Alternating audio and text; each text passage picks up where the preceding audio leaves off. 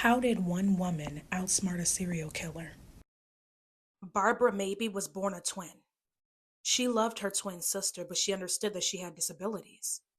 Her sister Beverly was diagnosed with cerebral palsy. This only made Barbara love her sister more, and when she became of age, she decided to still live at home with her mother to help out with Beverly. Barbara became pregnant with her son Dale, and she decided to raise her son in a home full of love with her and her sister and her mother. Everyone adored Dale, but tragedy struck when Barbara's mother passed. Barbara and Beverly tried to keep everything positive for Dale. But things took a turn for the worse on November 14th, 1973. Dale frantically knocked on their neighbor's door with blood all over him and bruises on his arms and legs. He told them that his mother had been kidnapped. But it got worse because 2 days later, on November 16th, a state trooper named Charles Eugene Campbell spotted Barbara's vehicle and told dispatch that he was going to pull the car over. But after this, they never heard from the trooper again. This was something that they had never heard of before. Someone kidnapping a state trooper? Police were fully vested in this manhunt. They got helicopters, started creating roadblocks. The suspect they were looking for was John Knowles. He was a man that was responsible for taking over 30 lives across the country. And this was only in a span of a couple months. There was no limit to his wrath. He took the lives of kids, women, men, even families. Meanwhile, he took Barbara to a hotel. He gave her a fake name and he told her that they were husband and wife.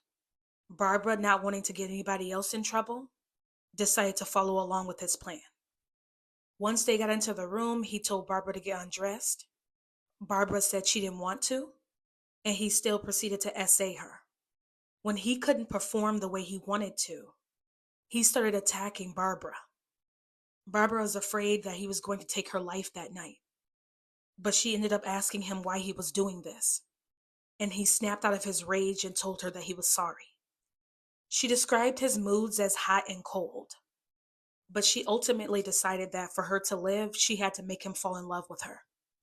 So she started calling him pet names, asking him what his interests were, and just getting to know him in general. This was when she found out that he had taken many lives, and this only terrified her even more. He told her that he wished he would have met her at a different time in a different setting before he had done all the bad things that he did. In the hotel room, the news came on, and they confirmed that her sister and her son were safe.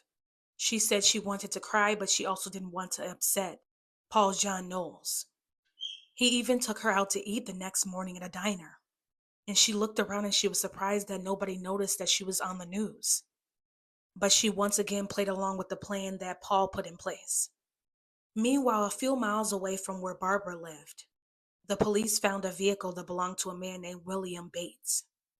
The man was strangled and discarded, but the vehicle had a mountain of evidence. It had different people's credit cards, some forms of their IDs, and fingerprints. One of the credit cards was identified as Carswell Cars card. Him and his daughter was found in his residence slain. It was a double homicide. The police was closing in on Knowles. Back at the hotel, Knowles had left the room to smoke, but he left the keys inside of the room and locked the door on his way out. Him and Barbara noticed this after he finished smoking, because he started jingling the door. He did it for a couple moments. Barbara was scared and stayed still. He gave up and said, "Now when they come pick you up, don't tell them that I hurt you, and I love you." Barbara waited a little while to make sure he was gone, and then she called the hotel staff to tell them that she was the missing woman on the news. She just couldn't wait to get back home and see her son Dale and her sister Beverly. Even once she was back home, she couldn't rest. Even though he was in custody, she thought that he could break out and come back and look for her. He was offered a plea deal where he would get lesser time if he helped them find the trooper's body and another male victim. Knowles agreed, and then he proceeded to try to grab the officer's gun and make a run for it. This is when the officer gunned him down. After Barbara heard this news, her fears subsided, and she finally felt like she regained power of her life. Knowles would have been out here still taking lives if he hadn't have gotten outsmarted by this woman.